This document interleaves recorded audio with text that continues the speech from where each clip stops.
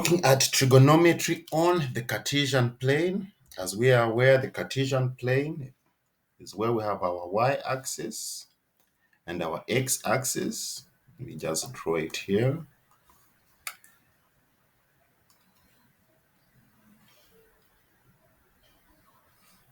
We have our y-axis and our x-axis, right? And remember, this is the first quadrant, second quadrant, third quadrant, and this is the fourth quadrant, all right? Remember, in the first quadrant, all the trigonometric functions are positive. All of them are positive, all right? In the second quadrant, sine and cosecant are positive. Sine and cosecant are positive. In the third quadrant, tangent and cotangent are positive, all right? And in the fourth quadrant, cosine and secant are positive, all right? So remember the acronym all silly tom cats, okay? All silly, the silly is represents sine, the tom, all right, represents tan, and the cats represents cosine, or silly tom cats, all right? So now let's work on this question here. For the following points, calculate the values of sine theta, cos theta, tan theta, secant theta, cosecant theta, and cotangent theta. All right, so we have our Cartesian plane here. We draw a Cartesian plane. All right, we draw our y-axis, x-axis. All right, so our point here, 4, 3, 4 is the x-coordinate, -3 is the y-coordinate. So we have -3 here, and we have 4 over here. So we are in the fourth quadrant. All right, we're in the fourth quadrant. All right, so basically we can just draw a triangle.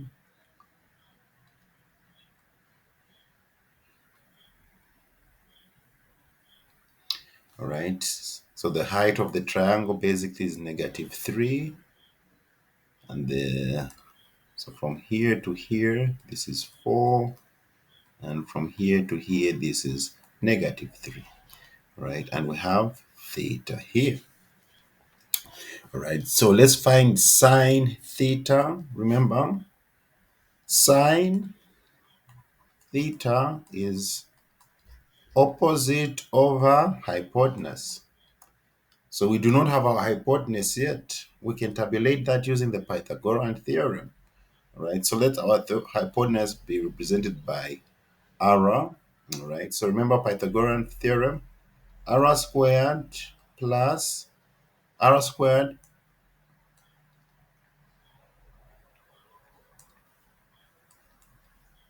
equals 4 squared plus -3 squared, right? 4 squared, that is 16. -3 squared, that is 9. 16 plus 9, that is 25. The square root of 25 is 5. So we have our hypotenuse now, which is 5, right? So sine theta, all right, sine theta is opposite. Our opposite, what's opposite the angle is -3. All right, so we say -3, all right, and the hypotenuse is 5, all right, so we have -3 over 5, all right. In these type of questions, we do not want the angle, all right, we just want it just like this. But if you want to get the angle, all right, you just divide -3 by 5 and find the inverse of sine, all right? So sine theta is -3/5, all right? Remember, in the fourth quadrant, it's only cosine and secant that are positive. So we found sine theta, that is number 1. Number 2, cosine theta, cos theta, which is adjacent over hypotenuse.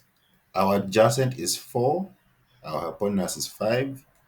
So we have 4/5, right? Remember, in the fourth quadrant, cosine is positive,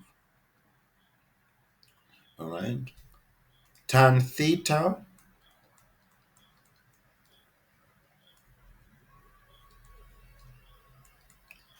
opposite over adjacent. Opposite is -3, our adjacent is 4.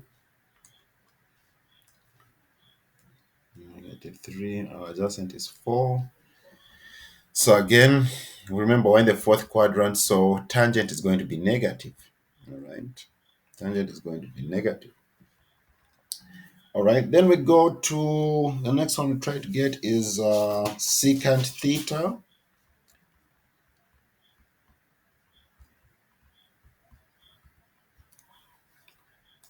Secant theta. Now remember, secant is equal to 1/cos theta. All right, 1/cos theta. So basically, our secant here is going to be 1/4/5. Right, then our denominator just comes here, so we're going to have 5/4. Right, so this was a shortcut I did here. The long cut is the same as saying 1 divided by 4/5.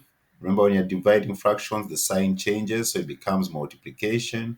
When it becomes multiplication, the denominator becomes the numerator, and the numerator becomes the denominator, so it becomes 1 times 5/4. So that's how we got 5/4, right? Then cosecant theta, that's 1/sin theta. Right now, 1/sin theta, right? Which can also be said as hypotenuse over opposite.